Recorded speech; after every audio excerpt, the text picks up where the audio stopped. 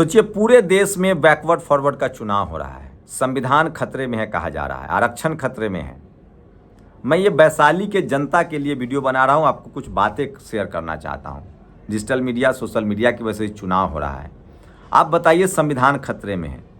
NDA का उम्मीदवार है बीना देवी, जो सवर्ण समाज से है। मुन्ना शुक्ला, वो भी सवर्ण समाज से है। अब बताइए, आरक्षण पर, SC ST OBC के आरक्षण पर ये दोनों किसके साथ खड़े होंगे? आरक्षण के साथ या आरक्षण के खिलाफ? और 10% आरक्षण जो सवर्ण समाज का है, किसके, वहाँ कहाँ खड़े होंगे?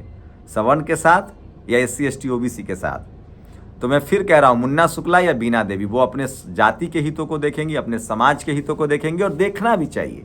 मैं फिर कह रहा हूँ, इस देश के दलित पिछड़े कई लोगों ने जवाब दिया है। मैंने कहा यादव समाज, कुर्मी समाज, कुशवाहा समाज एकजुट हो रहा है, तो लोग रह रहे हैं कि ये जातिवाद है। मैंने कहा नहीं भैया, ये जातिवाद के खिलाफ लड़ाई है। चींटियों को एकजुट होना चाहिए ताकि कोई अजगर उस पर हमला ना करे। अजगर को चींटी जब एकजुट होंगे ना तो हराया जा सकता है, नहीं तो चींटी अजगर पर हमला करे तो आप चींटी को दोष दीजिएगा। इस देश में जातिवाद का अजगर कौन है, और जाति के नाम पर पीड़ित किसको पीड़ित किया गया? इसीलिए मैं कह रहा हूँ, हाथी बनिए। और हाथी हम कब बनेंगे? जब SC ST OBC अल्पसंख्यक एकजुट होंगे। तो कल नरेंद्र मोदी को 10-20 सीटों की कमी आएगी तो वहाँ पर शुक्ला जी भी जाएंगे या बीना देवी भी जाएंगी। तो वैशाली में चित भी उनकी, पट भी उनकी। इसलिए वैशाली के जो दलित पिछड़े आदिवासी अल्पसंख्यक हैं, उनको सचेत रहना चाहिए। और रिप्रेजेंटेशन का सवाल है, वैशाली से किसी बैकवर्ड को चुनिए। और पूरे देश में इस बार बैकवर्ड फॉरवर्ड की लड़ाई है।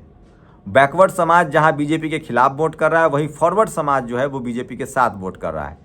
तो सवाल है कि तमाम बैकवर्ड दलों ने जो फॉरवर्ड समाज को टिकट दिया, अगर आप वहाँ भी वोट करते हैं तो भी आपको एक तरह का नुकसान ही है, क्योंकि वो आपके सामाजिक हितों की रक्षा नहीं कर सकते हैं। इसलिए वैशाली का चुनाव बैकवर्ड फॉरवर्ड है। बहुजन बनाम धनबल बाहुबल है।